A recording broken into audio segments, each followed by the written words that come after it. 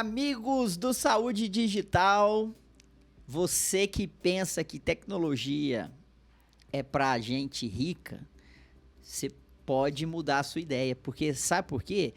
Tecnologia, como eu sempre falo, retira atritos, melhora processos. E aonde que a gente tem mais oportunidade de retirar atritos, melhorar processos dentro da saúde, é no SUS.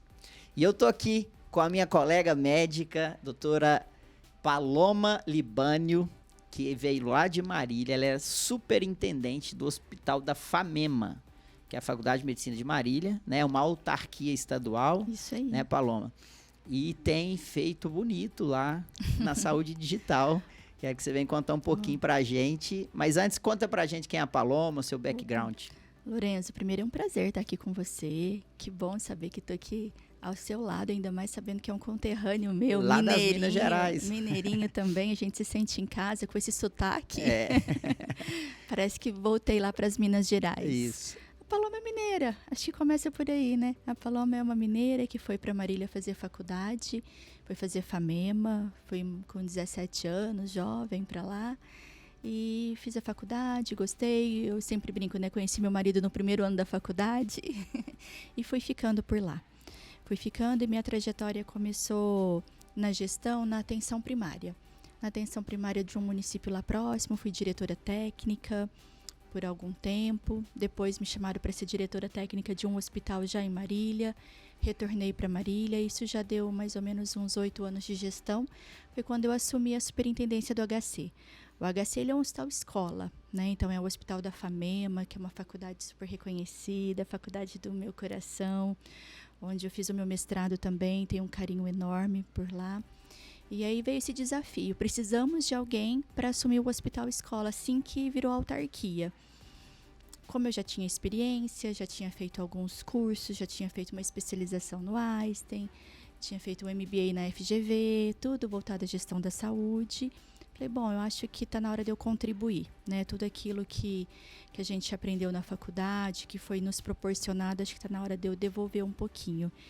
E foi assim, eu era madrinha de uma turma da medicina, estava super emocionada no palco, sabe aquela coisa? Você tinha acabado de fazer o discurso, sentei toda feliz, ai, consegui fazer um discurso para milhares de pessoas. Aí chegou o diretor da faculdade, eu super emocionada, né? E aí, você vai assumir a superintendência? Lógico, claro, eu sou filha dessa casa, eu tenho que assumir. E foi assim que eu assumi. Então, na verdade, foi no momento que eu estava de muita alegria, por isso que eu falo, nunca decidam nada quando estiver muito alegre e muito feliz. Hein? É uma responsabilidade enorme. É enorme, né? Dá um pouquinho, quantos funcionários, qual que é o tamanho disso, orçamento? Lá nós atendemos 62 municípios na nossa complexidade. A gente tem um hemocentro também. No hemocentro dá 110 municípios, que nós somos a referência. Então, aproximadamente 2 milhões de pessoas. É a nossa área de abrangência. Então, são bastante municípios que são referenciados. São 5 microrregiões. Microrregião de Adamantina, Tupã, Assis e Ourinhos. Então, essas 5 microrregiões, nós somos a referência para alta complexidade em todas. Algumas, como a microrregião de Marília, a gente é referência para a média também. Hoje, nós temos aproximadamente 3 mil funcionários. Então, são 2 hospitais, um hospital de alta complexidade para idoso e adulto, outro para mulher e criança, que é o nosso materno-infantil. Nós temos 5 prédios ambulatoriais, então distribuídos nossos ambulatórios em todo o município de Marília. E o hemocentro. E temos um apoio diagnóstico enorme. Então, temos um departamento de diagnóstico que não tinha, foi desses anos de autarquia para cá, de 7 anos para cá que a gente conseguiu. Então, assim, é um mundo, né? A gente fala que é quase uma cidade para a gente administrar. É um orçamento de aproximadamente 250 milhões anual. E esse orçamento, claro que a gente quer incrementar através de emendas, ele acaba às vezes ficando até um pouco mais, mas é um orçamento de 250 milhões anual para a gente ser o responsável pela saúde daquela população. A maior parte desse orçamento vem do Estado, vem do governo federal? Como que funciona? Na verdade, assim, o governo federal, ele manda para o Estado, né, através do convênio SUS, e o Estado repassa para a gente. Mas nós temos duas formas de financiamento. A primeira que é o orçamento, direto do Estado. O orçamento do HC, a gente compra o quê? Material, medicação, insumo. É MATMED, tá? Investimento também e os funcionários da gestão. O convênio SUS, que aí é o convênio de produção, se você produz, você recebe, esse é para pagar os nossos quase 3 mil funcionários. E esse convênio aí, ele vai para a nossa fundação de apoio, que é a Fundação FAMAR, uma fundação privada. Então, a gente tem uma parte do orçamento via fundação para pagar os funcionários e uma parte orçamentária mesmo, direto do Tesouro do Estado, para pagar material, medicação. Isso foi um ganho muito grande, porque antes o HC ele só trabalhava com convênio de produção. Então, se você não conseguia produzir, você não tinha como, às vezes a folha ficava alta, você não tinha como investir em material, medicação. Investimento, esquece. Quando eu assumi o hospital, a gente não tinha ressonância magnética, tinha um aparelho de tomografia quebrado, não tinha ultrassom no hospital, então, assim, não dava para se investir. Não tinha o dinheiro separado para isso. Então, a autarquia foi um ganho muito grande para a nossa instituição. Então, de 7, 8 anos para cá, de 8 anos que começou mesmo, né, a autarquia, a gente tem esse valor para a gente fazer investimento. Isso acabou ajudando no parque tecnológico. A gente não foi desde o começo o valor que a gente tem hoje, a gente foi demonstrando, né, com o passar dos anos que a gente realmente precisava dessa quantidade de financiamento. E aí hoje, de 2 anos para cá, o que a gente pede para o Estado repassa para a gente. Perfeito. De material e medicação. E aonde que você... Eu acho que você começou em 2016 como superintendente, isso. né? Como que entrou a saúde digital? Como que você olhou e tem olhado para a tecnologia no SUS? A minha aproximação com a saúde digital foi desde a época da faculdade. Tinha uma monitoria, a gente nunca teve matéria específica de saúde digital, mas tinha uma monitoria que chamava Monitor do Laboratório de Informática. E aí eu fui monitora desse laboratório. E eu ficava pensando, gente, como que a gente não pode colocar isso dentro do hospital? Como que isso não pode ser uma coisa mais próxima? Lembrando que eu fiz faculdade em 2000, que a gente não tinha nem celular, lembra? Sim. Que eu saí da faculdade sem celular, eu não tinha celular. Hoje em dia está tão acessível para todo mundo, né? Eu não consigo imaginar como que eu ia dar plantão sem um celular. Mas essa era a realidade na época. Só que mesmo assim, a gente tinha esse laboratório de informática que o professor, ele sempre estimulava a pensar, poxa, a gente pode trazer alguma coisa para o hospital, vamos ficar só nesse dó, só indexar não, vamos tentar trabalhar algo mais, vamos tentar... Então, assim, começou essa curiosidade lá na época da faculdade. Quando eu entrei para o HC, em 2016, a gente já tinha a revolução digital aí, né? Já falava em saúde 4.0 lá em 2016. Só que isso para o interior ainda é uma realidade distante. Eu falo que uma coisa é você estar aqui na capital com tudo acontecendo. Outra coisa é você levar esses conceitos para o interior. Porque lá, a proximidade das pessoas resolve tudo assim. Eles acham que não precisam, que não tem necessidade. Foi quando a gente falou, não, vamos começar a construir o nosso prontuário eletrônico. A gente vai ter que começar. Então, o nosso prontuário foi construído por nós mesmos. Fomos nós que fizemos. Foi a nossa equipe de TI. Eu sempre falo, o negócio do HC é saúde. O nosso negócio não é TI. Mas, naquele momento, a gente não tinha como estar comprando nenhum prontuário eletrônico. A gente não tinha essa possibilidade. A gente tinha pessoas competentes dentro do HC que sabiam fazer. Foi a nossa opção. E deu muito certo, porque nós customizamos. Hoje, o prontuário eletrônico, ele é da forma que nós gostaríamos. Isso é bom, Lourenço, e é ruim também. Porque essa facilidade de estar o médico toda hora pedindo para mudar tudo. Imagina, você está lá na TI, vem... você não muda, mas doutor, tem que passar para uma alçada, não posso ir lá mudar. Não, mas eu estou precisando para o meu paciente. Aí ia lá, mudava. Quando a gente viu, foi tomando forma, foi ficando um Frankenstein, sabe? Uma coisa assim, cheia de tentáculos, porque todo mundo queria fazer, customizar para a sua especialidade, para a sua área. E aí a gente teve que retroceder um pouco. A gente teve que falar, não, vamos parar um pouquinho agora e vamos fazer o igual para todo mundo. Claro, trabalhando com equidade. Eu falo que SUS é isso, né? SUS, a gente tem que trabalhar com equidade em tudo. Mas não dava para ficar daquela forma, porque cada especialidade queria inserir alguma coisa e foi ficando realmente um prontuário. Isso é o ruim do prontuário eletrônico, porque customizar tudo, você perde as informações, porque aí você não tem o acesso aos dados de uma forma homogênea. Então, assim, tem que ser uma pessoa que está muito especialista ali nos dados para poder tabular tudo isso, porque o sistema não te dá automático, se cada um está de uma forma. Perfeito, fica um tanto de puxadinho, né? Exatamente. E aí o produto ele não é pensado da maneira mais estratégica para ele funcionar com toda a eficiência, né? Isso é um baita desafio no desenvolvimento de qualquer produto digital. E eu acho que a construção civil, ela exemplifica bem, né? Você fala assim, eu queria esse banheiro aqui com esse negócio, com esse piso, com esse revestimento. Aí vai virando os puxadinhos e você perde a eficiência. E foi bem isso que aconteceu, porque assim, o porquê da tecnologia, né? Porque para a gente ter acesso aos dados de uma forma rápida, eficiente, que a gente possa fazer um diagnóstico e aí o tratamento adequado, né? E aí a gente não estava tendo esse acesso aos dados, porque os dados estavam vindo de várias formas. E a gente teve que voltar um pouquinho atrás. Hoje a gente até repensa se de repente não vale a pena a gente estar comprando um prontuário, já que o nosso produto não é TI, o nosso produto é oferecer saúde.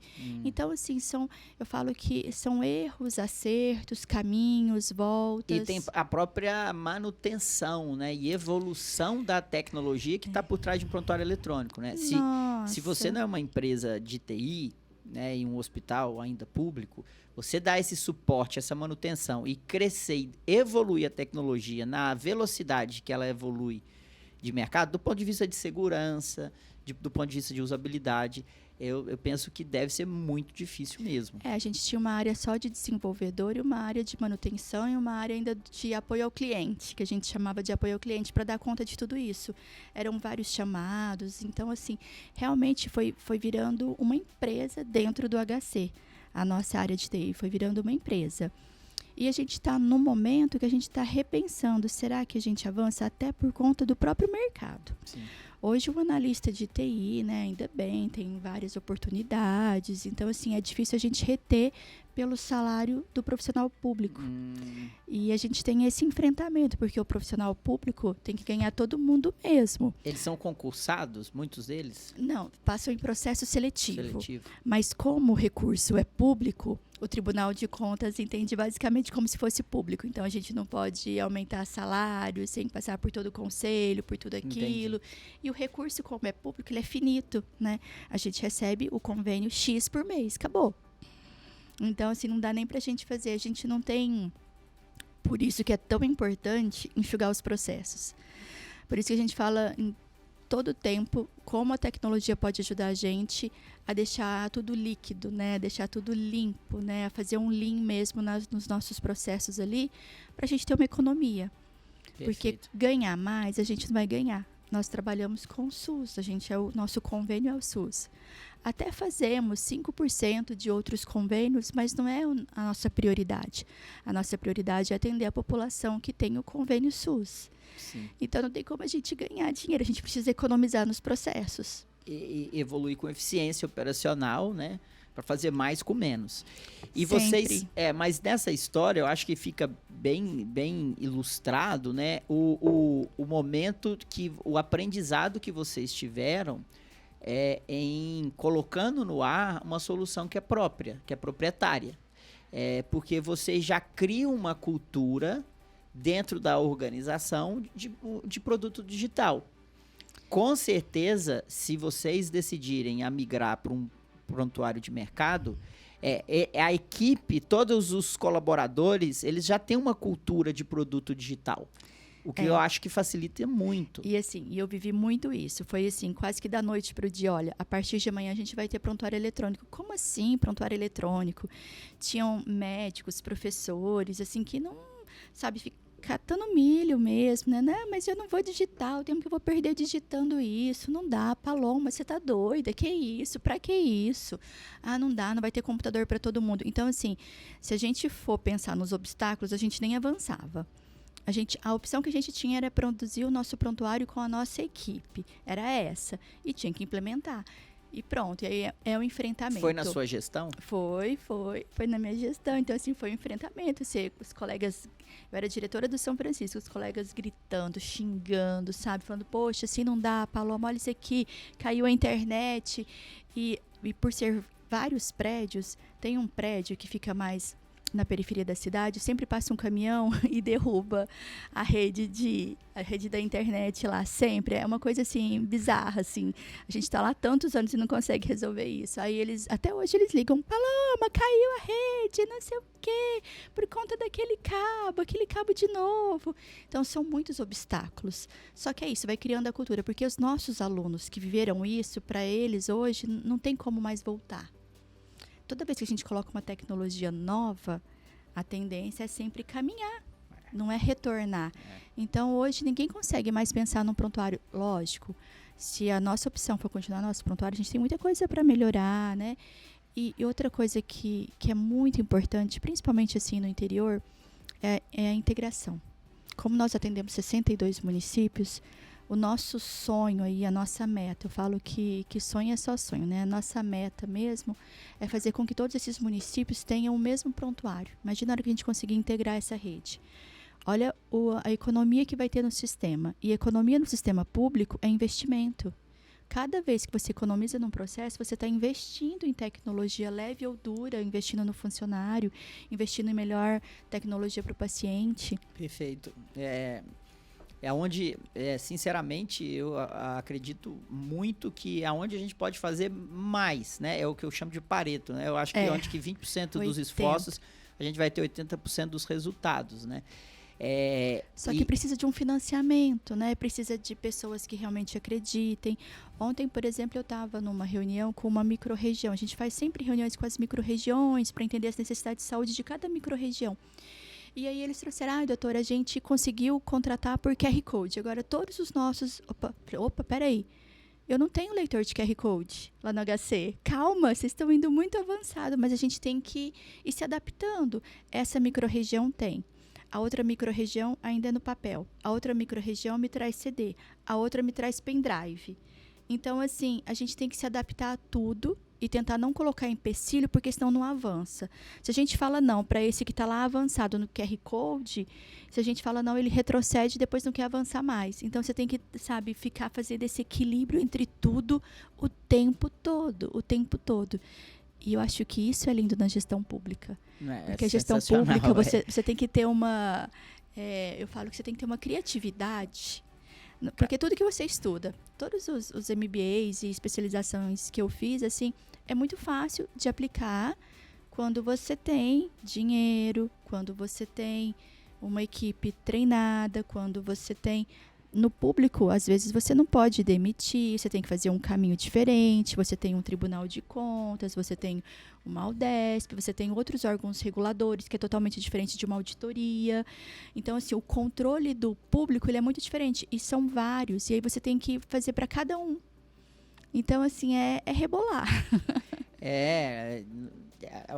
Se você quiser fazer diferente. Se você quiser fazer diferente, porque você pode fazer como a gente sabe que em muitos lugares é feito, né? Você chega lá, você assina, faz o mínimo necessário, trabalha das 8 às 5 e tá tudo bem. Pode. Aí é onde eu falo que entra o propósito de cada um. Paloma, e você consegue trazer pessoas... não é que consegue. O quão difícil é você passar esse propósito como líder para sua equipe? Porque é isso. Se não for com propósito, vai ser o feijão com arroz. E o feijão com arroz não evolui, é difícil, né? Eu não estou falando aqui de coisas que precisam ser feitas e as coisas bem feitas. É isso. Mas...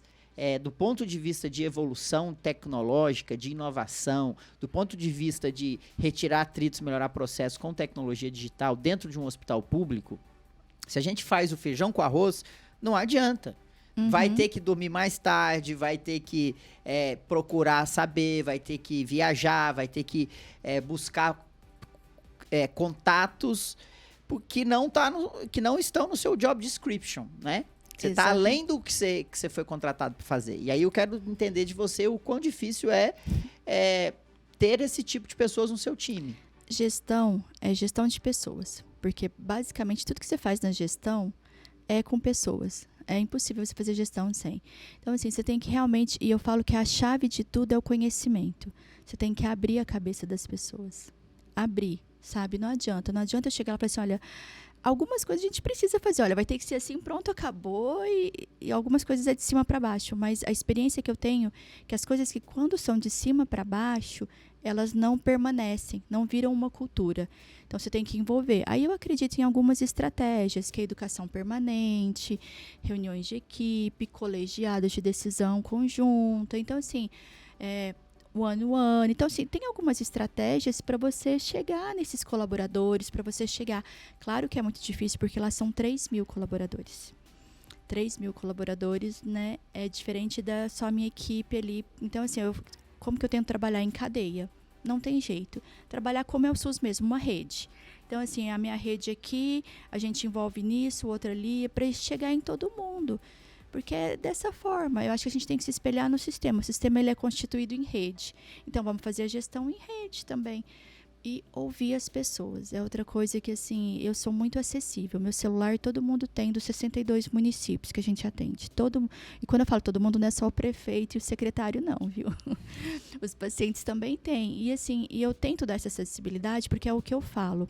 A gente tem que construir junto. Se a gente não construir junto, não vai ter entrega das pessoas. Tem que ter comprometimento. Tem que ter comprometimento. O SUS, eu dou o maior exemplo para mim é o SUS. O SUS só virou o SUS porque pessoas se juntaram, se uniram para fazer com que o SUS acontecesse. Só que eu achei que teve um lapso aí. Até na própria saúde digital, achei que a gente perdeu um pouquinho o time. A gente poderia, na pandemia, ter evoluído muito, muito. Principalmente lá no interior. Imagina, a gente mora 500 quilômetros da capital. Se eu tivesse teleconsulta, teleinterconsulta para tudo, os pacientes, tem paciente que a gente atende que está a 3 horas de Marília. Mora a mais de 300 quilômetros. Será que para tudo eu preciso de uma consulta presencial? Será que todos os exames têm que ser feitos em Marília? Será que não tem alguma coisa que a gente não pode fazer à distância? Quanto isso economiza da vida do paciente, porque é 3 horas para ir, 3 horas para voltar, é a ambulância, é o risco na estrada, é o risco do funcionário, é o gasto de pneu, de gasolina, de tudo. Perfeito. Se a gente contabilizar tudo isso, sabe? Olha só, a economia, e o que eu falo na saúde pública, economia é investimento. Porque tudo que você economiza, você acaba investindo. A gente tem um setor lá de avaliação de tecnologia em saúde. Toda tecnologia nova incorporada é avaliada. A gente calcula o ROI de tudo para entrar no hospital. Não é assim, eu quero. Não, peraí, se for o melhor, mesmo que às vezes o custo não seja o menor, mas se for o melhor para o paciente no fim, a gente vai implementar a tecnologia nova.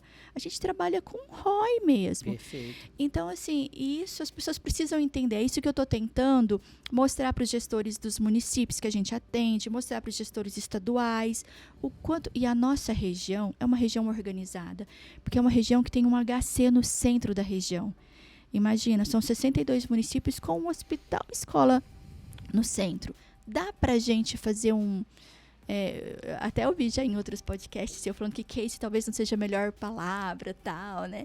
Mas dá pra gente fazer assim, sabe? Ali uma vitrine, de repente algo que pode ser replicado em outros lugares. Mas alguém tem que começar e falar, é possível, vambora, vambora.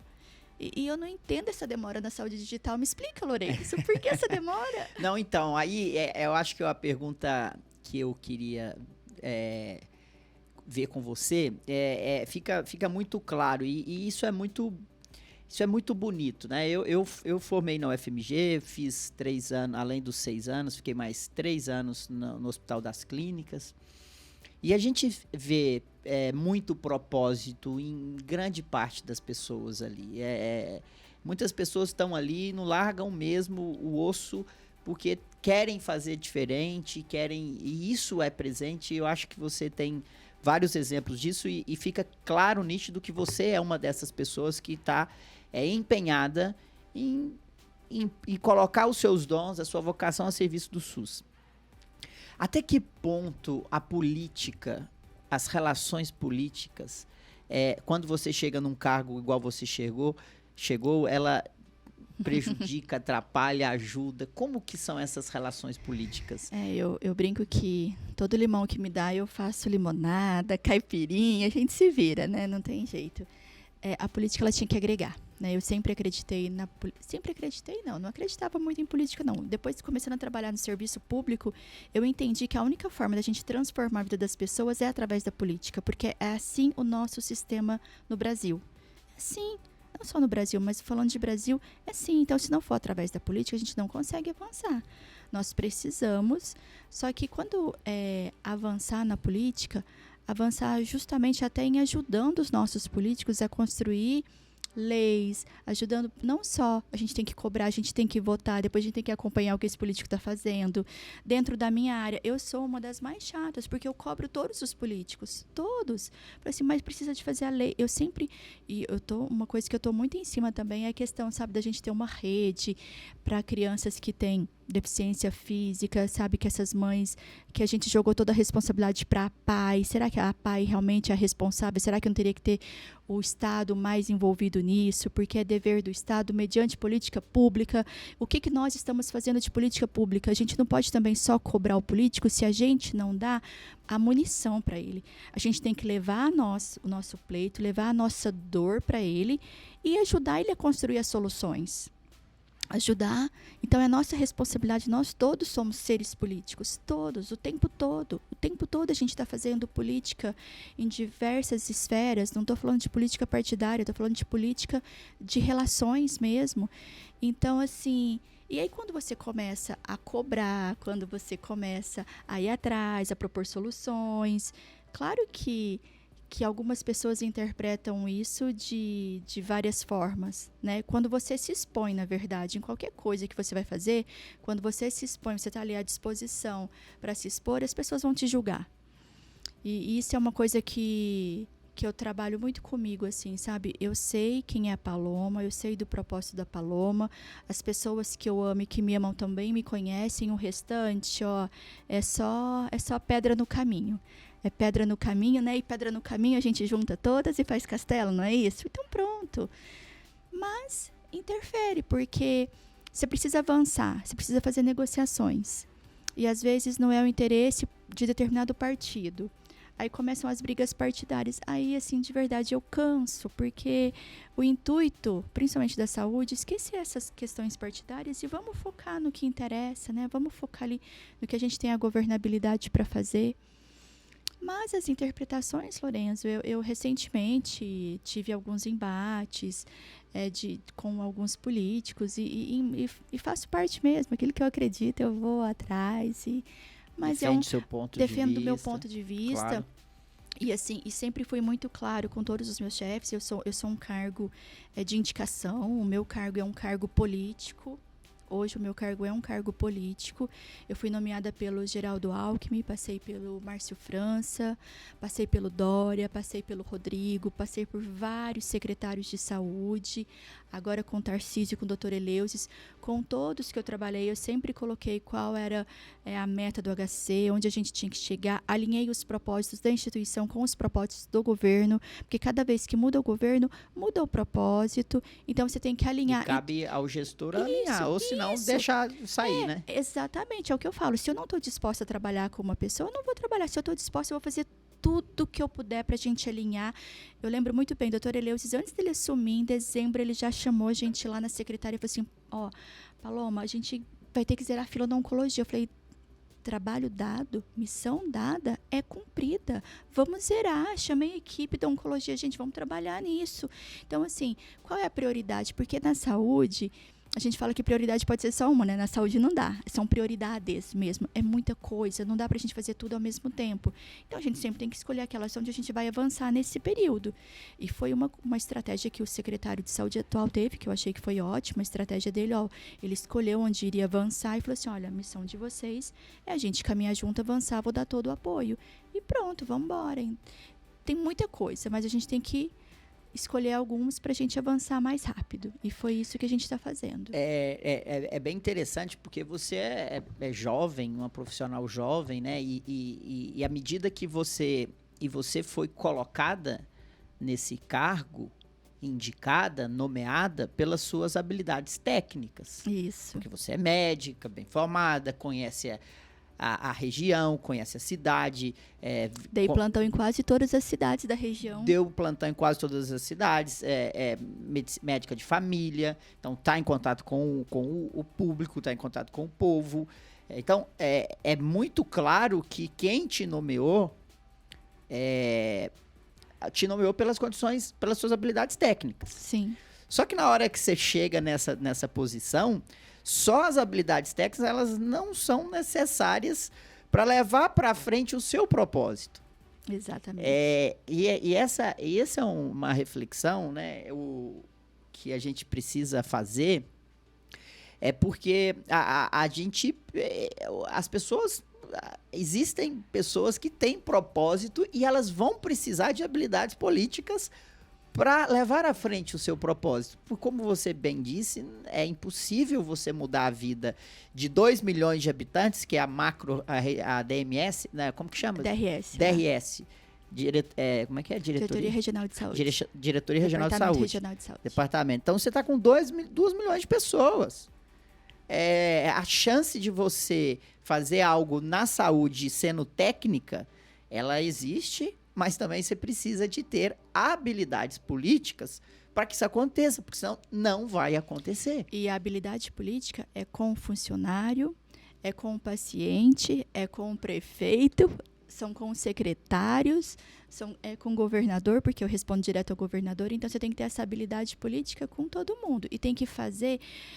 esses dias eu estava num congresso em Brasília, e aí foi interessante, um colega meu, que ele é gestor de um outro hospital, ele falou assim para mim, eu brinquei com ele, eu sempre falava pro meu pai, né, quando eu voltava de férias, eu queria descansar, o meu pai é motorista, ele fazia motorista e vendedor, ele fazia eu ir trabalhar com ele, então nas minhas férias da faculdade, eu queria descansar, eu tinha que trabalhar, eu ia vender com o meu pai, dirigindo ali na região toda, eu falei assim, nossa, de tanto criticar, que eu não queria isso pra minha vida, hoje eu só viajo, né, ele falou assim, Paloma, mas é o teu dom, você é uma vendedora. Você é uma vendedora, e eu acho que é um pouco disso, a gente precisa vender o nosso peixe, né, para o outro. Eu preciso mostrar o quão o HC é importante para aquela região e o quanto se investir nele, a gente vai melhorar para aquelas pessoas. Eu preciso mostrar isso. Eu tenho que mostrar isso com planejamento. Eu falo que a gente tem um planejamento para 20 anos e um planejamento para a semana que vem. Eu preciso ter dados. E isso eu falo o tempo todo. A saúde digital, ela veio nos ajudar, nos apoiar, nos entregar pronto. Eu brinco com a minha equipe de TI e falo assim, a hora que eles chegam para sentar, eles até dão risada. Lá vem a doutora. Gente, eu quero que faça isso, isso, isso. Eu aperto um botão e está tudo pronto. Então, eles falam assim, a doutora aperta o botão. E é verdade, porque eu acho que a saúde, ela tem que entregar, a saúde digital tem que entregar pronto. Entendeu? Tem que entregar pronto as coisas pra gente. Para isso, para quê? Pra gente realmente diminuir os atritos. Melhorar os processos. E melhorar os processos. E a gente vai ter esse podcast, Paloma, ele visa falar com os médicos, falar com os profissionais, com quem trabalha na saúde. E a gente tem que mostrar o SUS, a gente precisa olhar para ele.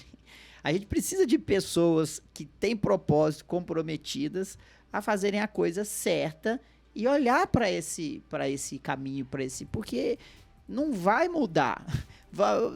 A gente vai ter essa crise de orçamento, sempre vai faltar dinheiro, sempre vai ser difícil, mas a possibilidade que você tem de fazer a coisa certa, de melhorar com tecnologia, de implementar gestão e usar habilidades políticas, o impacto é muito grande. O impacto é como de uma startup, de como um Uber que impactou a mobilidade no planeta, de como um iFood impacta a forma com que você tem comida na sua casa. Quando você pega a saúde, o impacto que você pode fazer numa região de 2 milhões de habitantes, pessoal, é muito importante isso. Sabe que o pessoal às vezes fala assim, hoje eu acabo assim, dou plantão quando precisa, então eu acabo não clinicando muito, eu fico muito voltada para a gestão, mas porque tem muitas viagens, reuniões, né? A pessoa fala assim, você não sente falta? Eu falei assim, eu sinto muita falta, mas eu sinto muita falta porque eu gosto desse contato. Claro que eu acabo atendendo amigos, parentes, né? Mas assim, toda vez que vai me dando uma saudade assim grande, eu lembro, Hoje eu não estou atendendo meus 40 pacientes por dia. Hoje eu estou atendendo 2 milhões de pacientes. Eu estou cuidando de 2 milhões de pessoas, de vidas. Então, assim, o propósito ficou muito maior, né? Então, assim, realmente, e é isso que eu coloco na minha cabeça o tempo todo, que hoje a minha responsabilidade é ainda maior. É difícil você assumir essa responsabilidade, mas desde o começo eu sempre tive essa noção, que a gente pode realmente transformar. E eu acredito que a gente tem que caminhar através da transformação digital, através da política, através da gente mostrando para as pessoas, né, o quanto isso pode melhorar no final, entendeu? Ninguém precisa pegar um ônibus, uma van, dar 3 horas para ver um resultado do exame, sabe? Isso chega a ser desumano. Chega a ser desumano. Não é só economia de dinheiro, é economia de tempo e é um acolhimento ao paciente. É um acolhimento. Certeza. Acolhimento. Tem tecnologia para isso, precisa de ter boa vontade para executar essas ações que são duras, árduas, difíceis, mas precisa de ter pessoas para executarem. Para a gente encerrar, e o futuro da Paloma, o futuro do Hospital das Clínicas, roadmap, conta para a gente aí qual que é a visão. Lorenzo, eu brinco que eu sou capricorniana, sabe? Capricorniana é um signo terrível. Além de médica, gestora, eu também estudo astrologia, viu? Então, assim, a gente faz tudo um pouquinho. Faço aula em circo. Mas, assim, o Capricórnio tem muito essa coisa do planejamento. E eu sou, assim, sistemática. Nossa, eu sou uma pessoa extremamente sistemática, assim, tudo é planejado. No meu domingo à noite, eu organizo a semana toda, as coisas vão mudando, mas assim, eu chego a ser até, não gosto de atraso, sabe? Sou muito, assim, criteriosa com prazo de entrega. Acho que é uma coisa meio básica isso, não tinha que ser, né, básico, todo mundo tinha que fazer. Mas pra vida, eu não sou assim. Pra vida, eu costumo estar aberta a todas as possibilidades. Todas as possibilidades. Eu nunca falo que isso eu não vou fazer. Não sei. Eu tenho coragem, né? Eu tenho coragem. Então, assim, qualquer desafio que me der, claro, primeiras pessoas que eu vou falar, meu marido e meus filhos. Eles sempre participaram de tudo. Meus filhos deram um plantão comigo, eles Quantos sabem. Filhos? Conta aí. 3. 3 filhos? Só 3. Queria mais. Que idade? A idade é? Tá com 16, 14 e 13. São 3 adolescentes aí já. Uma galerinha bem... dá e assim, trabalho. Não, sabia? As pessoas... Tem um amigo meu que sempre falou assim, quanto mais vai passando a fase, mais difícil vai ficando o videogame. Pra filho é diferente, viu, moçada? Pra filho, eu tô achando que quanto mais eles vão crescendo, mais fácil tá ficando. Porque eles já eram meus companheiros antes. Hoje eles são meus amigos. Eles discutem as coisas do hospital comigo, sabe? Eu lembro que uma vez eu queria explicar uma situação lá do hospital. Eu disse assim, mãe, por que você não desenha isso, né? Faz um desenho disso. E aí, sabe, a gente desenhou, sabe, toda essa estrutura. Eles me ajudaram a pensar. Então, assim, eles contribuem. E aí é o que eu falo. Se a minha família estiver de acordo, possibilidades, eu tô aberta a todas, sabe?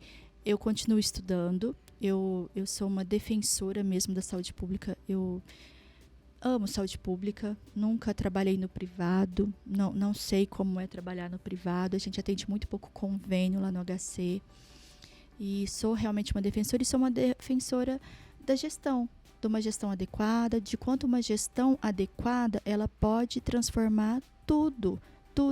E às vezes as pessoas falam assim, mas o SUS é subfinanciado. Não, eu concordo, a tabela SUS, ela é subfinanciada mesmo, ela precisa ser... Mas eu não sei se o SUS é tão subfinanciado como se fala. Eu acho que não chega exatamente tudo, não é contabilizado tudo, tem gastos desnecessários, não tem uma organização da rede. Então, tem muita coisa que é um trabalho dobrado. Por que você vai colocar um ultrassom superpotente numa cidade de 2.000 habitantes? Você vai contratar um radiologista para ir lá, dar um lado numa cidade de 2.000 habitantes, entendeu? Será que não é uma tecnologia que está sendo mal investida naquele local? E que às vezes em outro local eu poderia estar utilizando esse equipamento, não seria melhor? Então tem algumas coisas que eu acho assim que é gestão. E que a gestão, que aí nesse ponto eu acho que a política atrapalha. Porque nesse ponto a técnica tem que se sobressair à política. Porque se for assim, cada deputado vai mandando as emendas para os lugares e a gente acaba se perdendo e não tem uma organização. Perfeito. E não tem uma organização. Parabéns, Paloma. bem legal. Eu acho que a mensagem que eu quero deixar para você aqui, que me acompanha no podcast Saúde Digital, é que o SUS existe. O SUS vai existir. O SUS tem vários problemas. O SUS é político. O SUS tem pouco dinheiro. Mas, se profissionais qualificados tecnicamente não se alçarem a ocupar cargos que eles podem mudar futuros rumos da saúde, dificilmente a gente vai ter a saúde que a gente quer para as nossas futuras gerações, para os nossos filhos, netos e bisnetos. Então, eu acho que é bem legal ver você com o seu propósito. Obrigado por você ter vindo aqui. Agradecer o Thiago que fez a nossa ponte, que trabalha com você. Thiago é um outro ouvinte sonhador. eu ainda vou convidar ele para falar da especialidade dele. O Thiago é um ouvinte do podcast, ele recomendou esse podcast, então estou muito feliz de te receber. Parabéns e continue assim, seguindo o seu propósito e pensando que o SUS é tudo isso e a gente precisa lutar para cada dia melhorar ele. É isso mesmo, Lorenzo, eu acho que... E a gente tem que estar falando, sabe? Eu não tenho vergonha, sabe? Eu defendo, é uma bandeira e vamos atrás, porque a gente precisa fazer ele ser melhor. Ele é lindo na teoria. Na prática, ele ainda não tem toda essa beleza. Mas por quê? Porque a gente precisa, às vezes, arregaçar a manguinha, quem trabalha ali no dia a dia, e fazer com que ele fique tão lindo na prática quanto ele é na teoria. Perfeito. Muito obrigada. Valeu! Pessoal, Tchau, manda o seu feedback, o que você achou, compartilha, copia e cola o link no seu WhatsApp aí, nos seus grupos de WhatsApp, dá estrelinha, sempre peço isso aí, dá estrelinha, avalia, com isso o nosso algoritmo fica melhor, aí a gente é mostrado para mais pessoas e fala para mim quem você gostaria de ter aqui. Faça como o Dr. Thiago que indicou a Paloma, manda o seu recadinho aí para mim, @Lorenzo Tomé, quem você gostaria de ver aqui no podcast Saúde Digital. Obrigado pela sua atenção e até a semana que vem.